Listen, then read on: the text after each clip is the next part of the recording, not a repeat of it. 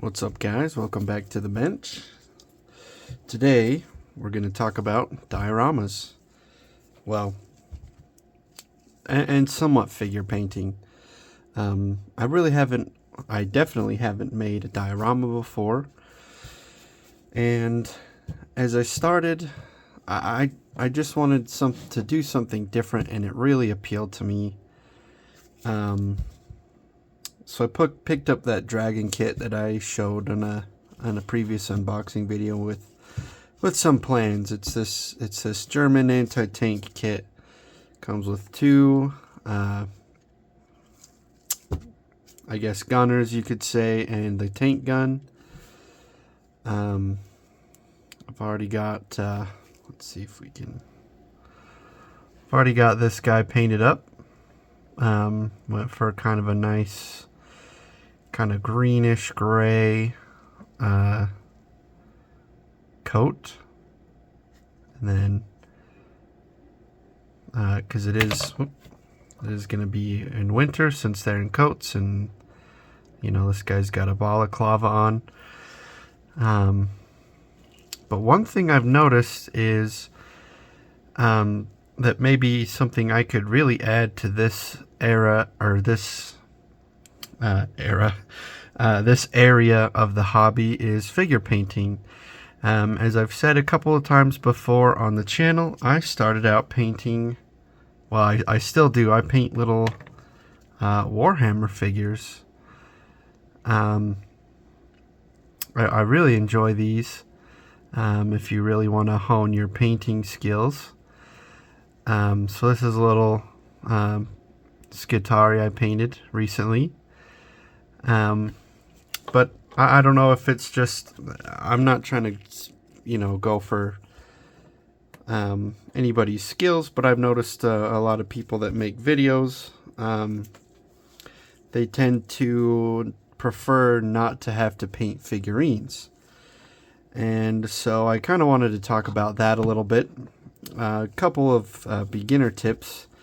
Something that you can hold on to while you paint. Especially this wrist I broke when I was, I think I was 10 or 11, and it never set quite right. So holding things for a long period of time, actually these fingers start to go numb. So something like this, where I don't have to, I'm not holding a foot, or, if you put them on something, I'm not holding a tiny piece. I have something I can actually hold on to. Like I said, I still do a lot. That's more for my own enjoyment, not as much for the channel. This is about $12, and it clips onto Warhammer bases. I've got a ton of these, so I use a lot of these. I just kind of super glued this paper clip in here, and then you can drill a little hole with your pin vise the size of a paper clip. That's all this wire is. I just cut, I've got a box of paper clips that I use to pin stuff, or for this. That way you can get all around.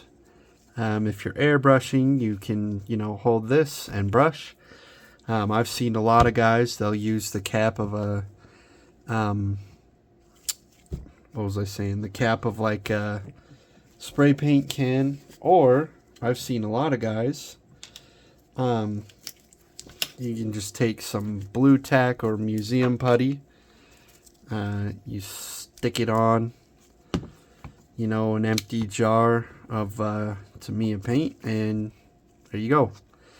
So there's there's a lot of ways you can do it. I just recommend, especially if you have trouble holding things for a long time like I do, this really helps the longevity of how long you can work on stuff. And then my other recommendation is, in our side of the hobby, at least for the most part from what I've seen, we tend to prefer, more lacquer based paints, stuff like MRP, These are really, really good for brush painting. No, they're really, really good for airbrush painting, but not so much for brush painting. You want to get something like a Vallejo. I have a lot of these Citadel colors and Army Painter colors for figure painting. You get a little more working time. You can thin it with water, but the main appeal here is going to be our wet palette. Now, basically what this does is, since they're water-based paints, you have a little tub with a sponge and a piece of wax paper, and you can see standing water in there. That keeps your paints workable, and you can mix colors, you can blend colors. You don't need to buy a dedicated one. You can just get a paper towel and a little piece of Tupperware and then moisten that and put the wax paper on there. I used to do that as well. But yeah, I would recommend that. And then you want to thin your paints just like in the airbrush. On a wet palette, I usually just put a daub of paint, like one little drop of paint out of a little, bottle like this. And then I'll take a full brush load of water and I'll mix it in with the paint, and that's most of the time about where you want it. You can go into more advanced details like blending and shading. You can kind of see on the cloak of this guy here. But that's more once you kind of play around with it. But as you can see, like with this guy, here, let's get him in the light here. You can see with this guy, not as well in camera, but there's a couple of layers to the face, and this is where most people get nervous with the face, because sometimes it can be hard to paint a skin color. And there's a lot of YouTube videos you can watch for people that are a lot better at painting faces than me. But generally, we're painting soldiers or pilots where you really only get kind of this front of their face here. Or you may get like this guy here. He doesn't have any other headgear on besides his helmet. So you mostly just get his head. And otherwise, they've got boots, long sleeves, full pants, gloves. So you don't have to worry too much about it. But what I like to do is I'll start off with a kind of pink color, because under our skin is muscle, and so I'll do a thin coat of this, sometimes 2 thin coats, and then I'll take more of a skin color,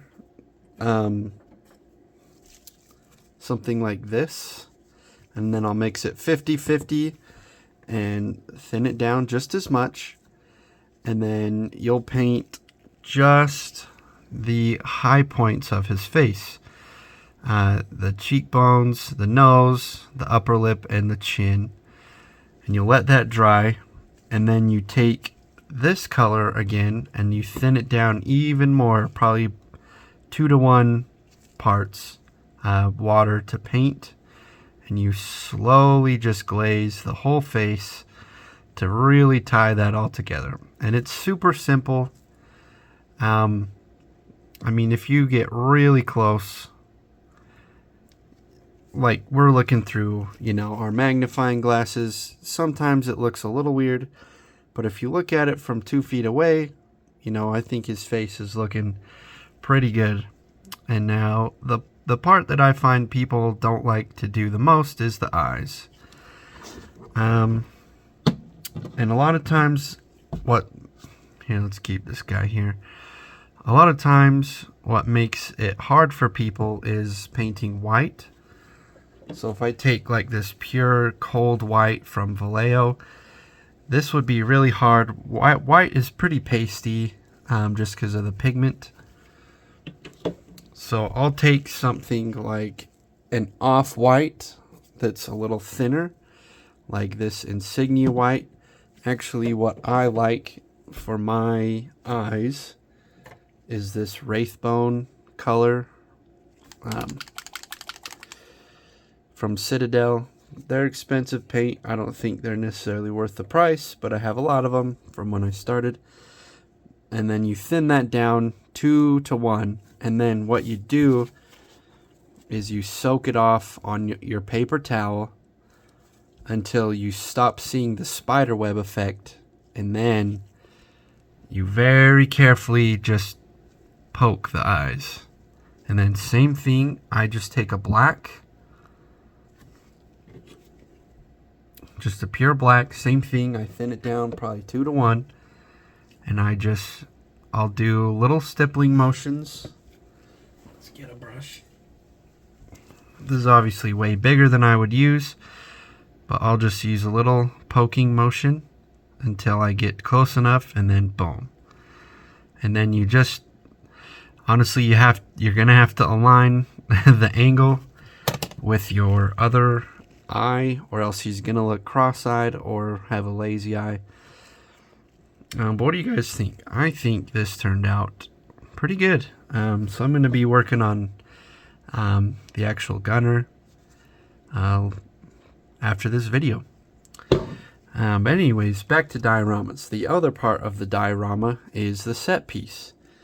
Now, as modelers, at least me, especially since I've been into Warhammer and scale modeling, we tend to try to go big.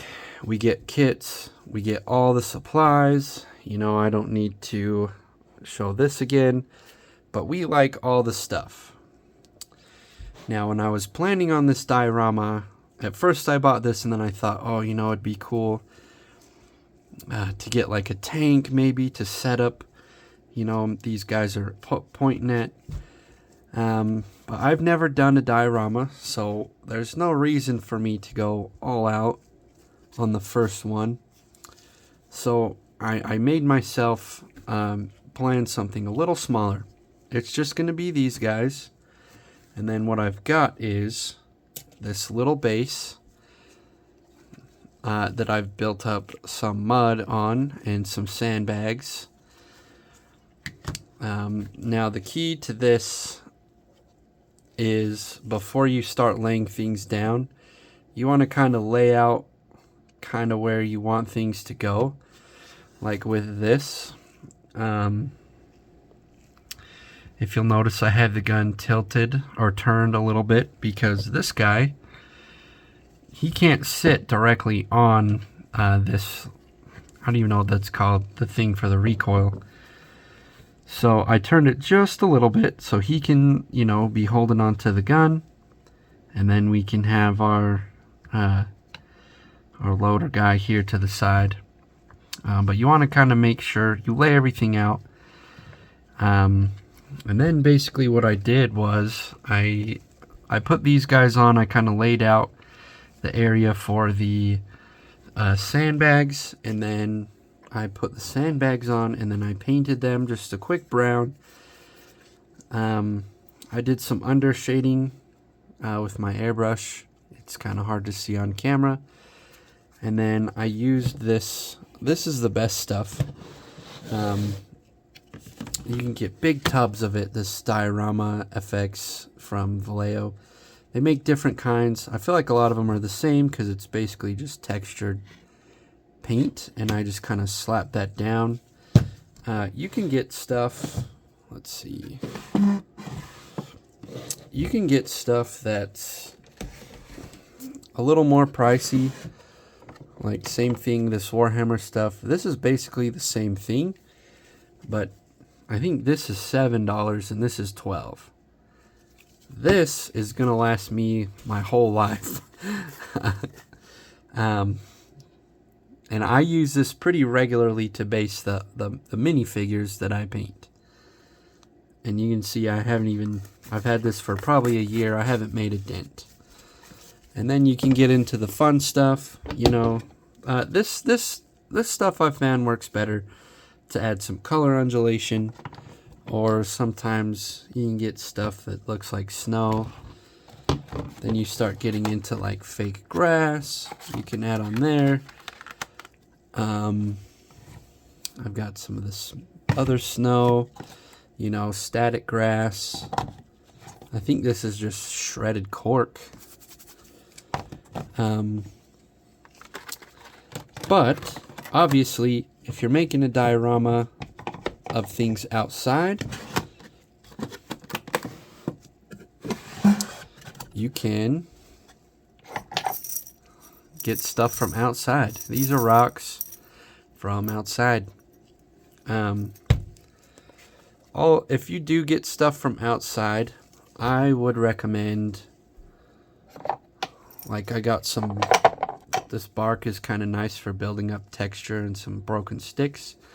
I put it on a baking tray and I stick it in the toaster oven on like 240 for like 2 hours, and that just makes sure everything that may be alive in here is dead, but it's not hot enough to set a fire. Or I saw a really cool trick. If you guys want some really good tips on like basing or painting figurines, there's a lot of good painters on YouTube, better than me. But I actually got this stuff from Hobby Lobby. It's just that flock that modelers, railroad modelers use. And then this is actually just tea bags that I ripped open, because this is basically just shredded leaves, and it looks really nice when it's in scale, and it you know, smells like tea. So this is like a $2 box of store brand tea from your grocery store. You just cut the bags open. My wife just happened to have a lot of these extra spice containers. You know, I'm not gonna sprinkle this on like salt, but this works pretty good for it. And they just kind of, you know, they fit nice, they stack nice. So, you know, it just was there at the time.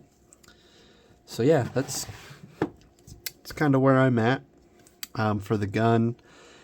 I did some chipping effects. I painted it this gunmetal and just put this on there, and then I chipped it away.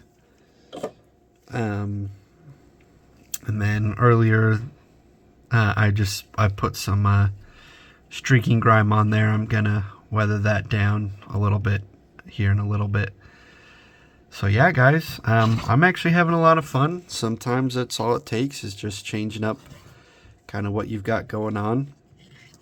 And yeah, don't be afraid to paint figurines, guys. The more you do it, the better they turn out. Hopefully maybe this is something new and gives you guys some ideas. But I'm gonna get back to work, guys. Let me know what you're working on in the comments, and we'll see you in the next one.